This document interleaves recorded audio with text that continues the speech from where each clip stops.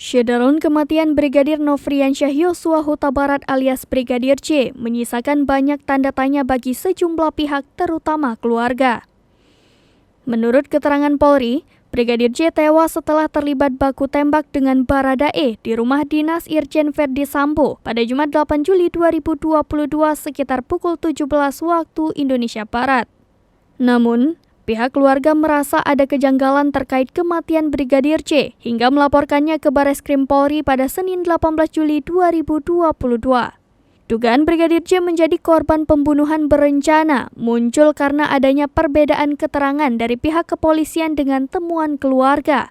Pihak keluarga tak percaya Baradae adalah satu-satunya pelaku dalam kasus penembakan Brigadir J.